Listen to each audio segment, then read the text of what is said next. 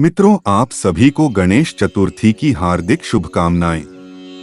आज हम आप सभी को गणेश चतुर्थी की पौराणिक व्रत कथा सुनाने जा रहे हैं। मान्यता है कि भाद्रपद माह के शुक्ल पक्ष की चतुर्थी तिथि को भगवान गणेश का अवतरण हुआ था और इसलिए हर साल इस दिन गणेश चतुर्थी का पर्व बड़े धूमधाम से मनाया जाता है। यह उत्सव पूरे 10 दिन चलता है और अनंत चतुर्दशी के दिन भगवान गणेश की प्रतिमा का विसर्जन किया जाता है, चाहे वो पवित्र नदी में हो या घर में पानी के पात्र में।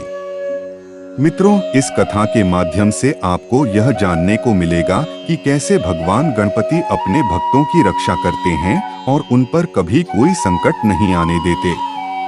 कथा शुरू करने से पहले मैं भगवान श्री गणेश से प्रार्थना करता हूँ कि जो भी सच्चे मन से इस कथा को सुने उसे मनोवांछित फल प्राप्त हो, और जो इस वीडियो पर गणपति बप्पा मोरया कमेंट करें उनकी हर मुश्किल में मदद हो। जो भी इस चैनल को सब्सक्राइब करे उस पर कभी कोई संकट न आए। अब आइए हम कथा की ओर बढ़ते हैं। बहुत समय पहले की बात है। भारत के एक छोटे से गांव में गोपाल नाम का एक गरीब किसान अपनी पत्नी लक्ष्मी के साथ रहता था। गोपाल एक बहुत ही साधारण और परिश्रमी व्यक्ति था, लेकिन उसकी गरीबी ने उसके जीवन को कठिन बना दिया था। खेतों में मेहनत करने के बावजूद उसकी फसलें अक्सर खराब हो जाती या सूखे के कारण पूरी तरह नष्ट हो जाती। उसके पास जीवन की कोई विशेष सुविधा नहीं थी, लेकिन उसके पास था भगवान गणेश जी पर अटूट विश्वास। गांव के हर कोने में गणेश जी की महिमा की चर्चा होती थी। गांव में एक प्राचीन गणेश मंदिर था जहां लोग पूजा अर्चना करने आते थे, लेकिन गोपाल की भक्ति सबसे अलग थी। वह प्रतिदिन मंदिर जाकर घंटों भगवान गणेश के समक्ष बैठता और उनसे मन की बातें करता, जैसे भगवान गणेश उसके सामने बैठे हों और उसकी हर बात सुन रहे हों। मित्रों, अब आगे की कथा सुनने के लिए बने रहिए। गोपाल भगवान गणेश को अपना मित्र, मार्गदर्शक और रक्षक मानता था। जब भी जीवन में कोई कठिनाई आती, वह भगवान गणेश के सामने जाकर अपने दिल की बातें करता और उनसे समाधान मांगता। उसकी पत्नी लक्ष्मी भी धार्मिक और आस्था रखने वाली थी, लेकिन गोपाल की तरह उसकी भक्ति उतनी गहरी नहीं थी। एक दिन जब दोनों अपनी छोटी सी झोपड़ी में बैठे थे, गोपाल ने लक्ष्मी से कहा, लक्ष्मी, चाहे हमारे जीवन में कितनी भी कठिनाइयां क्यों न आए, मुझे पूरा विश्वास है कि भगवान गणेश जी हमारी मदद करेंगे। हमें बस अपना विश्वास उन पर बनाए रखना होगा। लक्ष्मी ने चिंतित स्वर में कहा, गोपाल, मैं जानती हूँ कि तुम गणेश जी के परम भक्त हो, लेकिन गांव में जो दैत्य कालवसर आतंक फैला रहा है उससे कैसे निपटें? वह निर्दोष लोगों को मार रहा है, फसलें जला रहा है और राजा भी उसके सामने असहाय हो चुके हैं। अगर वह हमारी झोपड़ी तक आ गया तो क्या होगा? गोपाल ने मुस्कुराते हुए कहा, लक्ष्मी, मुझे भगवान गणेश जी पर पूरा विश्वास है। वे हमें और इस गांव को कालवसर के आतंक से बचाएंगे। हमें बस अपनी भक्ति में कोई कमी नहीं आने देनी चाहिए। गांव में उस समय कालवसर नामक एक शक्तिशाली और निर्दयी दैत्य का आतंक था। उसने अपनी काली शक्तियों से पूरे गांव पर कब्जा जमा लिया था। वह जबरन कर वसूलता, फसलें जला देता और जो भी उसका विरोध करता उसे बुरी तरह सजा देता। गांव वाले डर और घबराहट में जी रहे थे और राजा भी कालवसर के भय से गांव की मदद करने से डरते थे। गांव के लोग धीरे धीरे भगवान से निराश होने लगे थे। कालवसर ने घोषणा कर रखी थी कि जो भी उसके खिलाफ जाएगा उसे भयंकर यातनाएं दी जाएंगी। लोग इतने भयभीत थे कि वे अब मंदिर तक जाने से भी डरने लगे थे। उन्हें लगने लगा कि उनकी प्रार्थनाएं भी व्यर्थ हो चुकी हैं। लेकिन गोपाल की श्रद्धा अडिग थी। वह रोजाना गणेश जी के मंदिर जाता, उनके समक्ष सिर झुकाता और अपनी सच्ची भक्ति के साथ उनसे अपनी समस्याएं साझा करता। गोपाल का विश्वास अटूट था कि गणपति बप्पा जरूर उसकी और गांव की रक्षा करेंगे। वह भगवान गणेश से प्रार्थना करता, हे बप्पा, आप ही विघ्नहर्ता हैं। आप ही इस गांव और मेरे परिवार को इस दैत्य से बचा सकते हैं। मुझे आपकी कृपा पर पूरा विश्वास है। पहले राजा तक कालवसर के अत्याचार की खबर नहीं पहुंची थी, लेकिन जब उसे इसके बारे में पता चला तो राजा, जो स्वयं एक वीर योद्धा था, कालवसर की अपार शक्ति और क्रूरता के सामने कमजोर महसूस करने लगा। राजा ने अपने दरबारियों से कहा, कालवसर को रोकने के लिए हमें एक अद्वितीय योद्धा की जरूरत है, लेकिन गांव में ऐसा कोई भी नहीं है जो उसका सामना कर सके। मैं स्वयं भी उससे भिड़ने से डरता हूँ। इसी बीच कुछ गांव वालों ने राजा को बताया कि गोपाल नाम का एक साधारण किसान है जो भगवान गणेश का परम भक्त है, और उसने संकल्प लिया है कि भगवान गणेश की कृपा से वह गांव को कालवसर के आतंक से मुक्त करेगा। यह सुनकर राजा ने तुरंत गोपाल को दरबार में बुलाया। जब गोपाल राजा के सामने पहुंचा तो राजा ने पूछा, गोपाल, मैंने तुम्हारी भक्ति के बारे में बहुत सुना है। क्या तुम सच में कालवसर का सामना करने का साहस रखते हो? गोपाल ने नम्रता से उत्तर दिया, महाराज, मैं तो एक साधारण किसान हूँ, लेकिन मुझे अपने आराध्य भगवान गणेश पर अटूट विश्वास है। अगर उनकी कृपा होगी तो मैं निश्चित रूप से कालवसर का सामना कर सकता हूँ। मुझे बस एक अवसर दीजिए, राजा ने गंभीर स्वर में कहा। यदि तुम ऐसा कर सकते हो तो पूरा गांव तुम्हारा ऋणी होगा, लेकिन अगर तुम असफल हुए तो पूरे गांव को इसका खामियाजा भुगतना पड़ेगा। क्या तुम इसके लिए तैयार हो? गोपाल ने दृढ़ता से कहा, महाराज, मैं पूरी तरह से तैयार हूँ। भगवान गणेश की कृपा से मैं इस संकट का सामना करूंगा। अब गोपाल ने खुद को पूरी तरह तैयार कर लिया और धीरे धीरे गणेश चतुर्थी का पवित्र दिन आ गया। इस दिन गोपाल ने विशेष रूप से व्रत रखा और भगवान गणेश की विशेष पूजा की। उसने गांव के गणेश मंदिर जाकर भगवान गणेश के समक्ष दीप जलाया और प्रार्थना की, हे बप्पा, आज आपके भक्त की परीक्षा की घड़ी है। मैं इस गांव को कालवसर के आतंक से मुक्त करना चाहता हूँ, लेकिन मेरी शक्ति तो कुछ भी नहीं है। मुझे सिर्फ आपकी कृपा और आशीर्वाद चाहिए। आप ही इस संकट का समाधान निकाल सकते हैं। गोपाल का विश्वास अटूट था कि भगवान गणेश उसकी प्रार्थना अवश्य सुनेंगे। उस शाम कालवसर ने फिर से गांव पर हमला करने की योजना बनाई। अपनी काली शक्तियों के साथ वह गांव में आया और गांव वासियों को डराना शुरू कर दिया। इस बार गोपाल ने हिम्मत जुटाई और कालवसर का सामना करने के लिए पूरी तरह तैयार हो गया। जब कालवसर गांव के बीच में पहुंचा तो गोपाल ने उसका रास्ता रोकते हुए कहा, कालवसर, अब तुम्हारा अत्याचार समाप्त होने वाला है। आज गणेश चतुर्थी का पवित्र दिन है और मैं भगवान गणेश जी की कृपा से तुम्हारा अंत करूंगा। कालवसर हंसते हुए बोला, तू एक साधारण किसान है और मुझे रोकने की कोशिश कर रहा है। तेरी गणेश भक्ति तुझे नहीं बचा सकती। मैं तुझे और तेरे भगवान दोनों को चुनौती देता हूँ। गोपाल ने शांत स्वर में उत्तर दिया, तू चाहे जितना भी शक्तिशाली क्यों न हो, भगवान गणेश विघ्नहर्ता हैं। उनकी कृपा से कोई भी दैत्य उनका सामना नहीं कर सकता। इसके बाद गोपाल ने भगवान गणेश का स्मरण करते हुए प्रार्थना की, हे बप्पा, अब आपकी कृपा की आवश्यकता है। मुझे विश्वास है कि आप मुझे और मेरे इस गांव को बचाएंगे। जैसे ही गोपाल ने अपनी प्रार्थना पूरी की, तभी एक अद्भुत घटना घटी।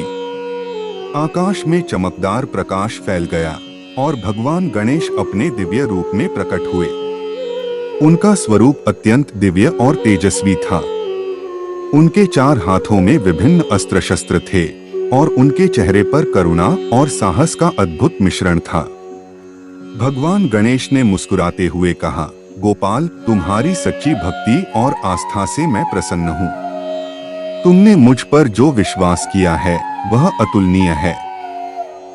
आज मैं तुम्हारी और इस गांव की इस राक्षस से रक्षा करूंगा। भगवान गणेश के इस दिव्य रूप को देखकर कालवसर भयभीत हो गया। उसने घुटने टेक दिए और भगवान गणेश से क्षमा मांगते हुए कहा, हे गणेश जी, मुझे क्षमा करें। मैंने अपनी शक्तियों का दुरुपयोग किया और निर्दोष लोगों को बहुत कष्ट दिया है। अब मुझे अपनी भूल का एहसास हो गया है। कृपया मुझे माफ कर दें। भगवान गणेश ने गंभीर स्वर में कालवसर की ओर देखा और कहा, तूने जो किया वह बहुत गलत था, लेकिन मैं तुझे एक अवसर देता हूँ। अगर तू इस गांव को छोड़कर चला जाएगा और भविष्य में कभी किसी को कष्ट नहीं देगा, तो मैं तुझे माफ कर दूंगा। कालवसर ने भगवान गणेश के सामने नतमस्तक होकर अपनी गलतियों के लिए प्रायश्चित किया और गांव को छोड़कर चला गया। गांव वालों ने राहत की सांस ली। सभी ने भगवान गणेश के मंदिर में जाकर उनकी एक अद्भुत प्रतिमा बनवाई। राजा ने भी गोपाल का बहुत सम्मान किया और उसे सभी नगरवासियों के सामने पुरस्कार देकर सम्मानित किया। गोपाल यह सम्मान पाकर बहुत खुश हुआ और अपनी पत्नी लक्ष्मी के साथ खुशी खुशी अपने जीवन का निर्वाह करने लगा। बोलो श्री गणेश भगवान की जय। इस कथा से हमें यह सीख मिलती है कि सच्ची भक्ति और आस्था से भगवान गणेश अपने भक्तों की सहायता अवश्य करते हैं।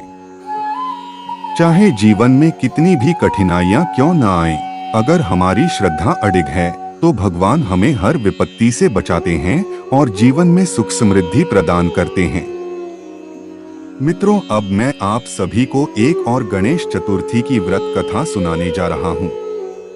बहुत समय पहले की बात है। एक गांव में गीता नाम की एक लड़की रहती थी। गीता एक साधारण परिवार में पली बढ़ी थी और एक सीधी सादी महिला थी। उसके माता पिता ने उसे भगवान में गहरी आस्था के साथ पाला था। बचपन से ही उसे भगवान गणेश की पूजा और आराधना में विशेष रुचि थी। उसकी भक्ति इतनी गहरी थी कि वह हर सुबह मंदिर जाकर गणेश जी की पूजा करती और दिन की शुरुआत भगवान गणेश के स्मरण से ही करती थी। गीता मानती थी कि भगवान गणेश हर बाधा को दूर करेंगे और उसके जीवन में सुख और समृद्धि लाएंगे। समय बीतता गया और गीता का विवाह एक मध्यम वर्गीय परिवार में रमेश नाम के व्यक्ति से हो गया। शुरुआत में सब कुछ ठीक चल रहा था, लेकिन धीरे धीरे गीता को अपने पति रमेश और सास कमला देवी के असली व्यवहार का पता चला। रमेश अक्सर शराब पीकर आता था और छोटी छोटी बातों पर गीता को मारने पीटने लगता। सास कमला देवी भी गीता से हमेशा नाराज रहती और उसे ताने मारती थी। गीता ने सोचा कि समय के साथ सब कुछ ठीक हो जाएगा, लेकिन स्थिति दिन ब दिन और बदतर होती गई। एक दिन रमेश शराब के नशे में धुत होकर घर आया। उस दिन किसी बात पर उसका मूड बहुत खराब था और उसने बिना किसी कारण गीता पर चिल्लाना शुरू कर दिया। रमेश ने गुस्से में कहा, तू दिन भर करती ही क्या है? तुझसे तो घर का कोई काम भी सही से नहीं होता और तुझे भगवान की पूजा से ही फुर्सत नहीं मिलती। गीता, जो हमेशा शांत रहती थी, धीरे से बोली, मैं तो बस गणेश जी की पूजा करती हूँ ताकि घर में शांति और सुख बना रहे। रमेश को यह सुनकर और गुस्सा आ गया। उसने गीता को जोर से धक्का दिया, जिससे गीता फर्श पर गिर पड़ी। तभी उसकी सास कमला देवी कमरे में आ गई। कमला देवी ताने मारते हुए बोली, बस यही दिन देखना बाकी था कि बहू दिन रात पूजा में बैठी रहे। इसे भगवान से ही फुर्सत नहीं मिलती।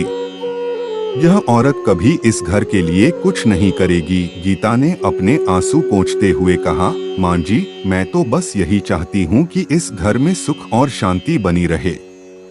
मैं कभी किसी का बुरा नहीं चाहती, लेकिन रमेश और उसकी सास ने उसकी एक भी बात नहीं सुनी और उसे घर से बाहर निकाल दिया।